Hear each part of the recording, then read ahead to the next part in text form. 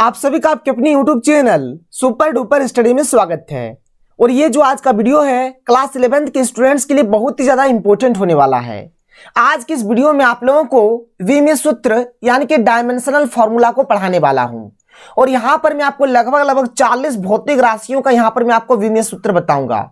इसलिए आपको विमीय सूत्र के लिए आज से इधर उधर भटकने का जरूरत नहीं है, केवल आप लोग इस वीडियो को देख लीजिए, आपका सारा कंसेप्ट और आपका सारा डाउट क्लियर हो जाएगा। तो चलिए फिर स्टार्ट करते हैं और एक एक करके बहुत ही अच्छे तरीके से हर एक चीज को समझते हैं। तो देखिए यहां पर सबसे पहले थोड़ा सा जो इसका इंट्रो है, सबसे पहले आप लोग इंट्रो को देख लीजिए।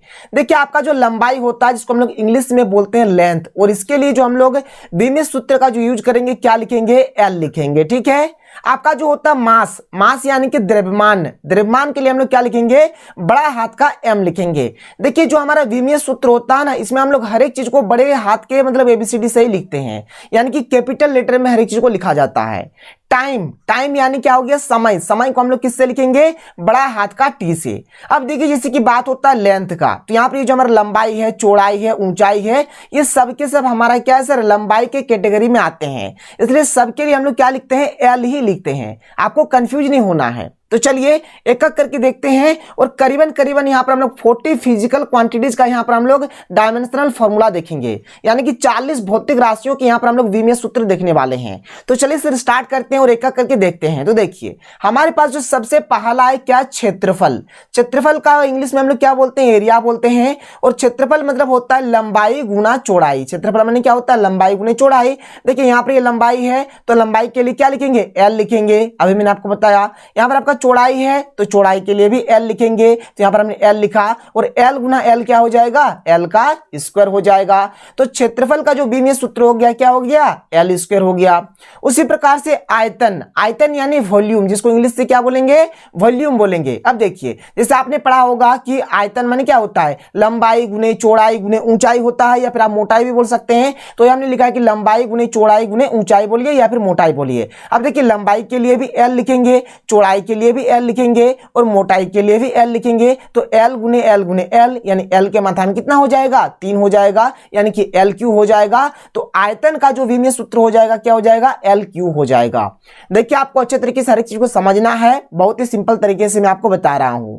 वीडियो पसंद आ रहा है तो वीडियो को लाइक करिए, जितना हो सके इस वीडियो को ज्यादा से ज्यादा शेयर करें। और अगर आप लोग हमारे चैनल पर नए हैं तो चैनल को जरूर से जरूर सब्सक्राइब कर लीजिएगा। देखिए आगे क्या है, 3 नंबर में आपका घनत्व, जिसको इंग्लिश से बोलते हैं डेंसिटी। अब देखिए तो देखिए घनत्व, घनत्व को इंग्लिश में क्या बोलते हैं, डेंसिटी। और इसका जो फॉर्मूला होता है क्या होता है, द्रव्यमान बटे आयतन होता है।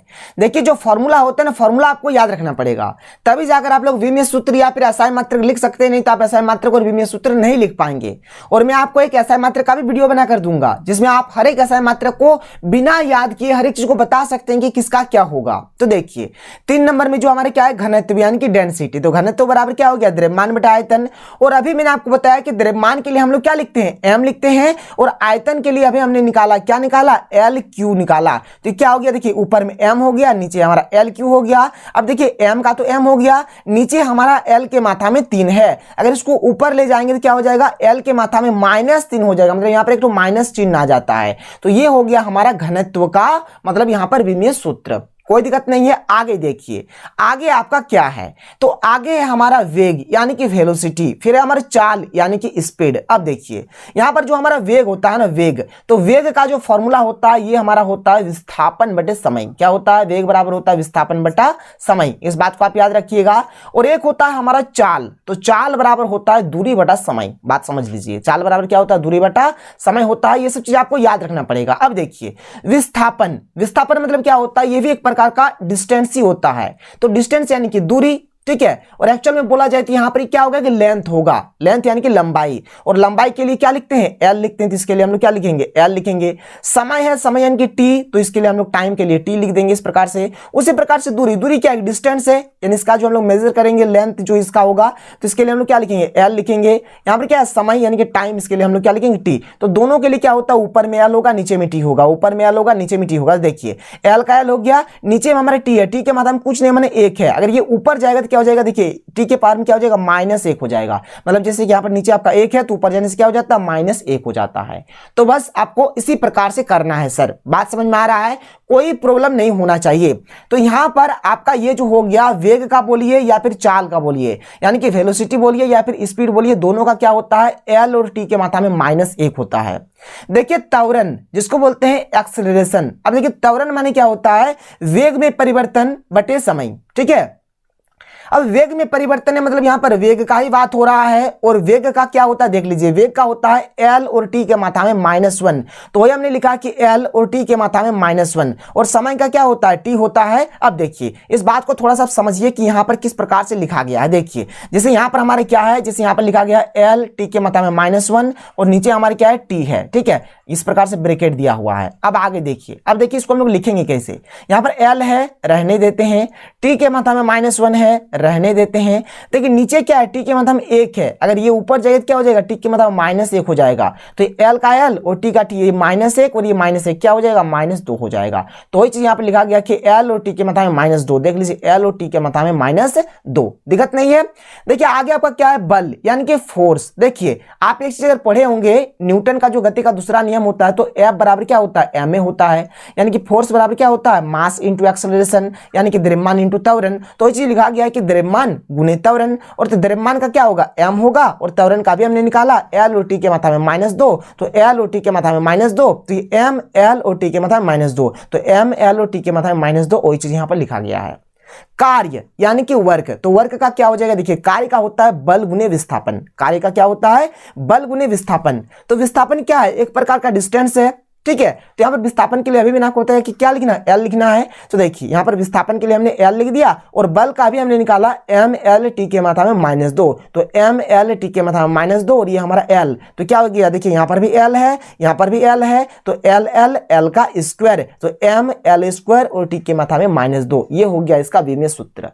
समझ में आ रहा है सर? आप लोग कमेंट्स जरूर करिए, लाइक जरूर करिए, ताकि मुझे भी मोटिवेट मिलेगा और आप लोगों के लिए और अच्छे मैं वीडियो लेकर आऊं। आगे देखिए, आगे आपका क्या है, आगे है आपका शक्ति जिसको बोलते हैं पावर, ठीक है। तो शक्ति का यहाँ पर जो फॉर्मूला होता है क्या होता है, कार्य बटे समय होता है। शक्ति का क्या होता है, कार्य बटे समय। और देखिए अभी हम लोगों ने कार्य का यहाँ पर निकाला, देखिए कार्य का हमने क्या निकाला, तो कार्य का हमने ये निकाला एम एल स्क्वायर और टी के मात्रा में -2। तो देखिए यहाँ पर हमने वही चीज लिख दिया, एम एल स्क्वायर और टी के मात्रा में -2, और नीचे हमारे देखिए समय, समय यानी कि टी हो गया। देखिए इसको अगर हम लोग लिखेंगे तो ऐसे लिखेंगे एम एल टी के मात्रा में -2, ये ऊपर में है, ठीक है, ये तो हमने लिख दिया। और देखिए टी हमारे नीचे, यानी कि टी के पावर में 1 हमारा ये क्या है, नीचे है, इसको अगर ऊपर ले जाएंगे तो क्या होगा, टी के मात्रा -1 हो जाएगा, तो m का m हो जाएगा, एल स्क्वायर का एल स्क्वायर हो जाएगा, टी यहाँ पर देखिए -2 है और यहाँ पर -1 है, तो माइनस प्लस 2 और 1 कितना हो जाएगा, 3, यानी कि -3 हो गया। तो m एल स्क्वायर और टी के मात्रा में -3 हो जाएगा। कुछ इस प्रकार से आपको इसको सिंप्लीफाई कर लेना है।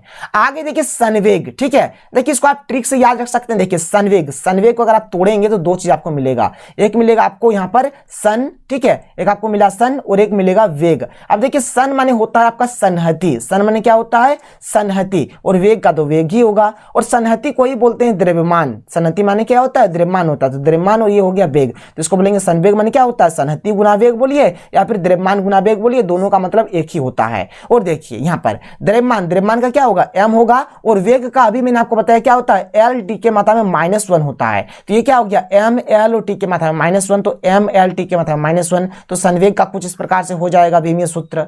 आगे देखिए क्या आपका आवेग, आवेग में क्या है, एक होता है बल गुने समय, क्या होगा, बल गुने समय। और अभी हमने बल का निकाला, क्या निकाला, एम एल और टी के मात्रा में -2 निकाला ना, और यहाँ पर देखिए समय का क्या होगा, टी होगा। अब देखिए यहाँ पर थोड़ा सा आपको सिंप्लीफाई यहाँ पर किस प्रकार से किया गया इसको समझना पड़ेगा। देखिए यहाँ पर देखिए टी के मात्रा में एक जगह पे -2 है और यहाँ पर टी की जगह पे एक बार जगह पे 1 है, तो ये -2 हो गया और ये 1 हो गया, तो -2 + 1 को अगर सॉल्व करेंगे क्या होगा, -1 ही तो होगा। तो चीज लिखा गया कि टी के मात्रा में -1। क्लियर है? आगे देखिए बल आघूर्ण, ठीक है, बल आघूर्ण का फॉर्मूला होता है बल गुने दूरी। तो बल का हो गया एम एल और टी के मात्रा में -2, और दूरी का हो गया एल। अब यहाँ पर भी एल है, यहाँ पर भी एल है, तो एल एल क्या हो जाएगा, एल स्क्वायर हो जाएगा। तो एम एल स्क्वायर टी के मात्रा -2, और टर्क्यू बोला जाता है, इसको याद रखिएगा, बहुत ही इंपॉर्टेंट है, यहाँ से क्वेश्चंस बनते हैं। आगे है आपका गतिज ऊर्जा, जिसको इंग्लिश से बोलते हैं काइनेटिक एनर्जी। काइनेटिक एनर्जी का क्या होता है, 1/2। देखिए 1/2 होता है mv² होता है, m यानी मास और v यानी कि वेलोसिटी यानी कि वेग। तो देखिए 1/2 से यहां पर हमें लेना देना नहीं है, ठीक है, कांस्टेंट, इसको गोली मारिए। द्रव्यमान है, द्रव्यमान का क्या हो जाएगा, m हो जाएगा। अब देखिए वेग का होता है l और t के मात्रा में -1, लेकिन इसके ऊपर में स्क्वायर लगा हुआ है तो हमको यहां पर भी स्क्वायर देना पड़ेगा। अब देखिए यहां पर अगर हम लोग स्क्वायर दे देते हैं तो क्या हो जाएगा, देखिए m का m हो जाएगा, l है तो l है, और यहां पर स्क्वायर है तो l² हो जाएगा, फिर t। अब देखिए माइनस का माइनस हो जाएगा, 2 1 के 2 हो जाएगा। तो कुछ इस प्रकार से ये चीज हो जाएगा जो कि यहां पर लिखा गया है, देख लीजिए, बहुत ही सिंपल है। आगे बढ़िए सर, आगे देखिए, आगे है आपका स्थितिज ऊर्जा, जिसको बोलते हैं पोटेंशियल एनर्जी। इसका फॉर्मूला होता है द्रव्यमान गुने गुरुत्वीय त्वरण गुने दूरी, ये होता है। अब देखिए गुरुत्वीय त्वरण रहे या फिर त्वरण रहे, आपको वही लिखना है, l t के मात्रा में -2, ठीक है। तो द्रव्यमान के लिए m लिखा, त्वरण के लिए l t के मात्रा में -2 लिखा, और दूरी के लिए हमने यहां पर l लिख दिया। यहां पर भी l है, यहां पर भी l है, तो l का स्क्वायर हो जाएगा, m और t के मात्रा में -2, कुछ इस प्रकार से लिख देंगे। दाब यानी कि प्रेशर, तो देखिए दाब का यहां पर फॉर्मूला क्या होता है, तो होता है बल बटा क्षेत्रफल।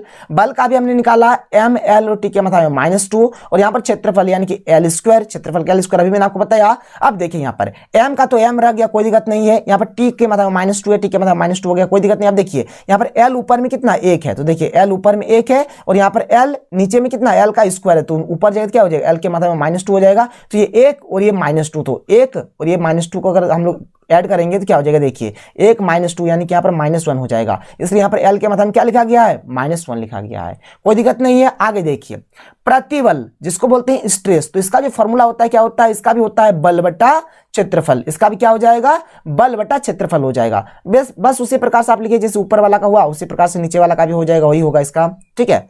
आगे क्या है कि विकृति, जिसको बोलते हैं स्ट्रेन, इसका जो फॉर्मूला होता है क्या होता है, देखिए लंबाई में वृद्धि बटे प्रारंभिक लंबाई। इसका मतलब फॉर्मूला होता है लंबाई में वृद्धि बटे प्रारंभिक लंबाई। देखिए यहां पर भी लंबाई का बात हो रहा है, इसलिए हमने L लिखा। नीचे भी हमारा लंबाई का बात हो रहा है, इसलिए हमने L लिखा। ऊपर में भी L, नीचे में भी L। अब देखिए ऊपर में L है तो L के मतलब 1, नीचे में हमारा L के मतलब 1 है। अगर ये ऊपर जाएगा तो क्या हो जाएगा, L के मतलब -1 हो जाएगा, और यहाँ पर L, यहाँ पर 1 और ये -1 दोनों को जोड़ेंगे तो क्या हो जाएगा, 0 हो जाएगा, L के मतलब 0। इसका माने क्या हो गया, ये जो आपका विकृति यानी कि जो स्ट्रेन है, इसका कोई विमान नहीं होता है। इस बात को आपको याद रखना है। समझ में आ गया, कोई इशू कोई प्रॉब्लम नहीं होना चाहिए। चलिए आगे बढ़ते हैं, आगे देख लेते हैं। आगे है आपका प्रत्यास्थता गुणांक, जो कि बहुत ही इंपॉर्टेंट है, जिसको इंग्लिश से बोलते हैं मॉडुलस ऑफ इलास्टिसिटी। इसका फॉर्मूला होता है प्रतिबल बटे विकृति। क्या होता है, प्रतिबल बटे विकृति। अब देखिए यहां पर आपने अभी प्रतिबल का क्या निकाला, देख लीजिए। प्रतिबल का आपने क्या निकाला, m l के मात्रा में -1 और t के मात्रा में -2, ठीक है। और विकृति के लिए कुछ भी नहीं होता है, विकृति का विमान नहीं होता है, विमान नहीं होती है, अभी मैंने आपको बताया। तो यहां पर अगर देखा जाए तो यहां पर ये जो आपका प्रत्यास्थता गुणांक जो रहेगा, इसका भी जो प्रतिबल का जो होगा वही आपका यहां पर प्रत्यास्थता गुणांक का भी हो जाएगा। m l के मात्रा में -1 और t के मात्रा में -2। आप देख लीजिए यहां पर है ना, m l के मात्रा में -1 और t के मात्रा में -2, क्योंकि यहां पर विकृति का कुछ भी नहीं होता है। और देखिए यहां पर एकक जो भौतिक राशि है ना, एक दूसरे से रिलेट कर रहे हैं, इसलिए आपको हर एक चीज को पढ़ना है, हर एक चीज को देखना है। 18 नंबर वाला जो है ना, वन ऑफ द मोस्ट यहां पर भौतिक राशि है, क्या है, पृष्ठ तनाव, जिसको बोलते हैं सरफेस टेंशन। अब देखिए इसका फॉर्मूला होता है बल बटा लंबाई। देखिए बल का क्या होता है, m l और t के मात्रा में -2, और नीचे आपका लंबाई का l हो गया। देखिए यहाँ पे l कट जाएगा तो बचेगा क्या, m और t के मात्रा में -2, तो m और t के मात्रा में -2, कोई दिक्कत नहीं है। आगे देखिए जड़त्व आघूर्ण, ठीक है, मोमेंट ऑफ इनर्शिया। अब ये भी ना बहुत ही इंपॉर्टेंट है। देखिए इसका जो यहाँ पर फॉर्मूला होता है द्रव्यमान गुने दूरी का स्क्वायर। तो द्रव्यमान का m होता है, दूरी का हमारा l होता है, तो l का स्क्वायर हो जाएगा, तो m l का स्क्वायर हो गया। आगे क्या है, गुरुत्वाकर्षण नियतांक, जिसको बोलते हैं ग्रेविटेशनल कांस्टेंट। अब देखिए हमारा जो गुरुत्वाकर्षण में जो हम लोग बल को डिफाइन करते हैं, एफ को डिफाइन करते हैं, एफ बराबर होता है g m1 × m2 बटा d स्क्वायर। और यहाँ पर ये जो g होता है, इसी को हम लोग बोलते हैं ग्रेविटेशनल कांस्टेंट यानी कि गुरुत्वाकर्षण नियतांक। तो अगर हम लोग यहाँ पर g फाइंड करेंगे तो क्या हो जाएगा, f गुना d square upon m1 × m2। f यानी क्या हो गया, बल हो गया, d यानी डिस्टेंस यानी कि दूरी हो गया, m1 क्या है, मास है यानी कि द्रव्यमान है, m2 भी मास है यानी कि द्रव्यमान है। तो बल का क्या होता है, m l और t के मात्रा में -2 हमने लिख दिया। दूरी का स्क्वायर है यानी कि l का स्क्वायर हो गया। यहाँ पर भी द्रव्यमान, यहाँ पर भी द्रव्यमान, तो ये हो गया m गुना m। कोई दिक्कत नहीं है, अब समझिए बात को यहाँ से। अब देखिए आप ऐसे भी समझ सकते हैं कि यहाँ से आपका m और m कैंसल आउट हो जाएगा। तो यहाँ पर आपका नीचे m है, एक टू m है, तो ऊपर जाने से क्या हो जाएगा, m क्या मतलब -1 हो जाएगा। अब यहाँ पर 2 टू l है, यहाँ पर 1 टू l है, तो l का q हो जाएगा, तो l का q हमने दे दिया। फिर यहाँ पर t के मात्रा में -2 है, तो t के मात्रा में -2 हमने लगा दिया, कोई प्रॉब्लम नहीं है।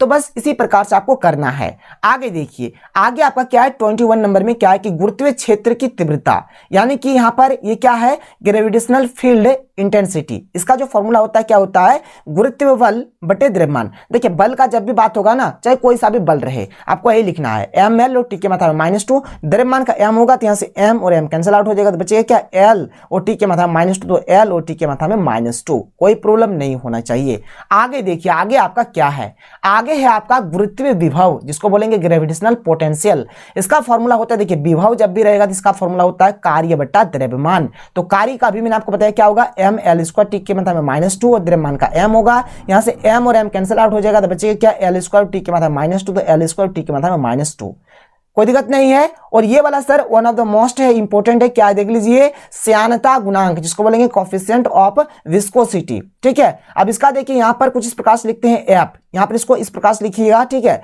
यहाँ पर और यहाँ पर ए होता है, फिर dv अपॉन dx होता है, फिर आपको इसको इस प्रकार से लिख देना है एफ अपॉन ए dx अपॉन dv हो जाएगा। अब देखिए एफ यानी क्या हो जाता है, एफ यानी हमारा हो जाता है यहाँ पर एफ यानी होता है बल। ठीक है, एफ देखिए मैं आपको बता देता हूँ, एफ यानी बल हो गया। ठीक है, नीचे हमारा ए है, ए यानी हो जाएगा हमारा यहाँ पर ए यानी हो जाएगा हमारा क्षेत्रफल यानी कि एरिया, कोई प्रॉब्लम नहीं है।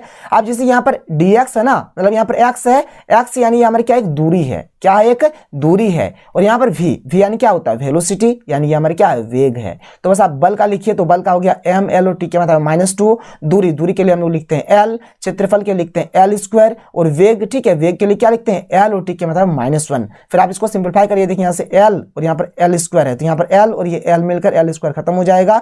ठीक है, अब देखिए यहाँ पर ये क्या हो जाएगा, अब देखिए यहाँ पर m है तो हमने m लिखा, नीचे हमारा 1 to l बच जा रहा है, तो l ऊपर जाएगा तो l के मतलब -1 हो जाएगा। अब देखिए ऊपर में t के मतलब -2 है और नीचे में हमारे t के मतलब में -1 है, तो देखिए 1 to है t के मतलब -2 और नीचे में t के मतलब -1, ऊपर जाएगा क्या हो जाएगा, t के मतलब +1 हो जाएगा। तो -2 और +1 को अगर ऐड करेंगे तो क्या हो जाएगा, यहाँ से हमको -1 मिलेगा, इसलिए यहाँ पर t के मतलब क्या है -1 है, कोई दिक्कत नहीं है। आगे देखिए 24 में क्या है यहाँ पर, तो 24 में है स्प्रिंग का बल नियतांक, जिसको बोलेंगे फोर्स कांस्टेंट ऑफ स्प्रिंग।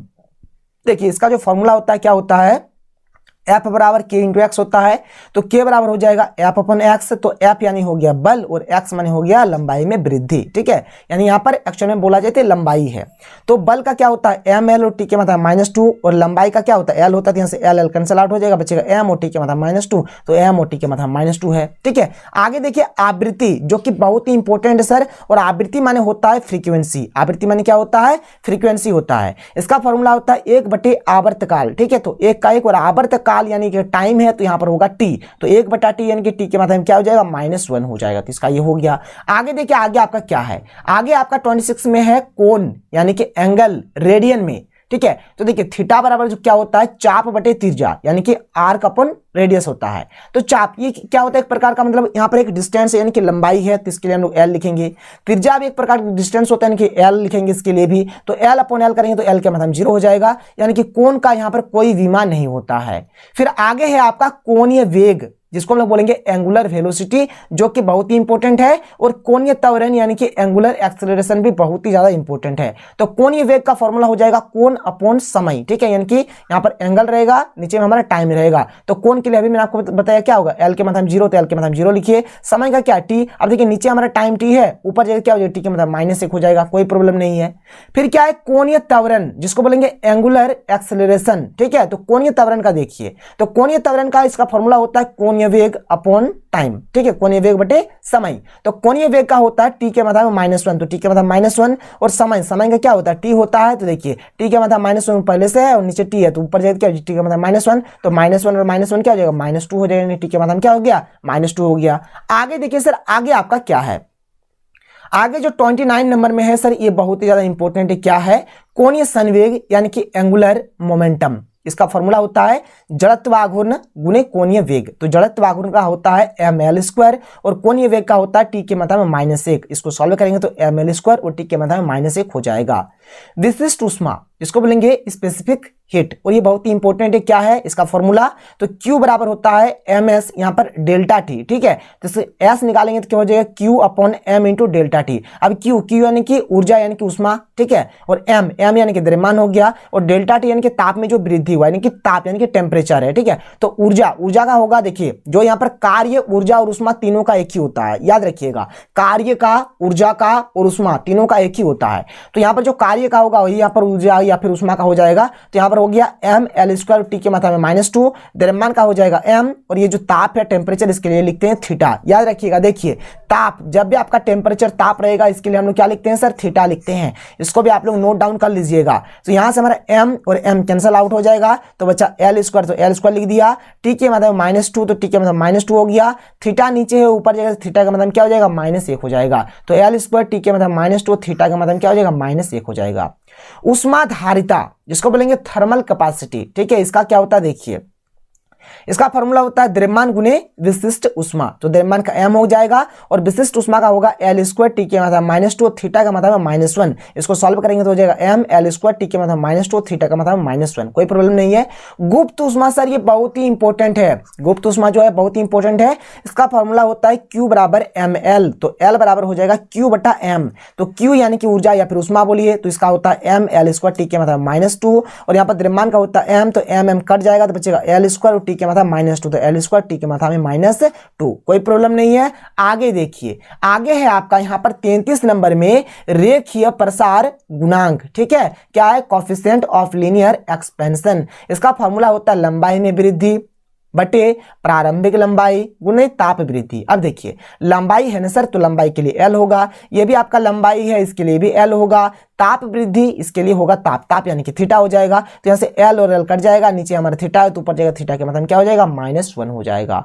आगे देखिए क्या कि उष्मा चालकता गुणांक जिसको बोलेंगे कोएफिशिएंट ऑफ थर्मल कंडक्टिविटी, इसका जो सूत्र होता है क्या होता है देखिए, Q बराबर होता है K इंटू ए θ1 माइनस θ2 बटे D इंटू टी। तो K बराबर हो जाएगा Q इंटू डी बटे ए θ1 माइनस θ2 और ये T हो जाएगा। अब देखिए K को ही बोलते हैं उष्मा चालकता गुणांक यानी कोएफिशिएंट ऑफ थर्मल कंडक्टिविटी, इसी को बोला जाता है। तो यहाँ पर देखिए Q यानी कि उष्मा बोलिए या फिर ऊर्जा बोलिए, D यानी कि डिस्टेंस यानी कि दूरी, अब A यानी कि क्षेत्रफल हो गया। अब देखिए θ1 और θ2 में माइनस में है यानी कि ताप में अंतर है यहाँ पर, तो ताप बोलेंगे यहाँ पर, और T यानी कि टाइम हो गया। अब देखिए यहाँ पर ऊर्जा उष्मा के लिए क्या होता है ml स्क्वायर टी के मतलब -2 होता है, दूरी के लिए क्या होता है L होता है, क्षेत्रफल के लिए L स्क्वायर होता है, तापांतर यानी कि ताप के लिए क्या होता है थीटा होता है, समय के लिए क्या होता है यहाँ पर T होता है। कोई प्रॉब्लम नहीं है सर। आगे देखिए इसको थोड़ा सा सॉल्व करते हैं। अब ये क्या हो जाएगा, यहाँ पर L स्क्वायर है, ये L स्क्वायर कट जाएगा, कोई प्रॉब्लम नहीं है। अब यहाँ पर m बचा, m लिख दिया, L है तो L लिख दिया। अब देखिए यहाँ पर T के मतलब -2 है, नीचे हमारा एक है, ऊपर जाएगा क्या हो जाएगा -2 और -1 मिलकर -3 बना देगा, तो -3 हो गया। नीचे हमारा थीटा, ऊपर जाएगा थीटा का मतलब क्या हो जाएगा -1 हो जाएगा। आगे देखिए प्लांक नियतांक जिसको बोलते हैं प्लांक्स कांस्टेंट, और ये बहुत ही इंपॉर्टेंट है, इसको आप लोग अच्छे तरीके से कर लीजिए। तब देखिए इसका जो फॉर्मूला होता है देखिए क्या होगा, H बराबर ऊर्जा बटे आवृत्ति, ठीक है, H बराबर क्या होता है ऊर्जा बटे आवृत्ति। ऊर्जा बोलिए या फिर उष्मा बोलिए या फिर कार्य बोलिए, तीनों का एक ही होता है बीमीय सूत्र। तो इसका हो जाएगा m l स्क्वायर टी के मतलब -2 और आवृत्ति का हो जाएगा टी के मतलब -1। तो देखिए m का m l स्क्वायर का l स्क्वायर, तो m का m l स्क्वायर का l स्क्वायर टी के मतलब -2 है, नीचे हमारा -1 है, तो -2 ऊपर जाने से +1 हो जाएगा, तो -2 और +1 करेंगे तो क्या हो जाएगा, यहाँ से -1 मिलेगा, तो टी का मतलब -1। और इस H को ही बोला जाता है प्लांक नियतांक यानी कि प्लांक्स कांस्टेंट, ठीक है। और यहाँ पर जो फोटोन की जो ऊर्जा निकाला जाता है E बराबर H भी यहीं से निकाला जाता है, इसको आपको याद रखना है सर, कोई प्रॉब्लम नहीं है। आगे देखिए आगे आपका क्या है, आगे है 36, और ये तो सर पूछिए मत कि कितना इंपॉर्टेंट है, बहुत ज्यादा इंपॉर्टेंट है, कर लीजिएगा। क्या है, बोल्ट्जमैन नियतांक यानी कि बोल्ट्जमैन कांस्टेंट, ठीक है। इसका फॉर्मूला क्या होता है देख लीजिए, यहां पर जो हमारा होता है E बराबर होता है 3/2 KT, ठीक है। तो यहां पर हमें K निकालना है, K, तो K बराबर हो जाएगा 2/3 E बटे T। E यानी एनर्जी यानी कि ऊर्जा, T यानी कि टेम्परेचर यानी कि ताप, कोई दिक्कत नहीं है। अब देखिए यहाँ पर 2/3 कांस्टेंट है, इसको लेना देना नहीं है। अब ऊर्जा का होता है m l स्क्वायर टी के मतलब -2, ताप यानी होता है थीटा। तो इसको अगर हम लोग करेंगे तो क्या हो जाएगा, सॉल्व करेंगे, देखिए m l स्क्वायर टी के मतलब -2, तो m l स्क्वायर टी के मतलब -2, थीटा नीचे है तो ऊपर जाएगा थीटा के मतलब -1 हो जाएगा। फिर क्या है, वेग प्रवणता यानी कि वेलोसिटी ग्रेडियंट, जो कि बहुत ही इंपॉर्टेंट है। इसका फॉर्मूला होता है वेग परिवर्तन बटा दूरी। तो वेग का हो जाएगा L टी के मतलब -1 और नीचे है हमारा L।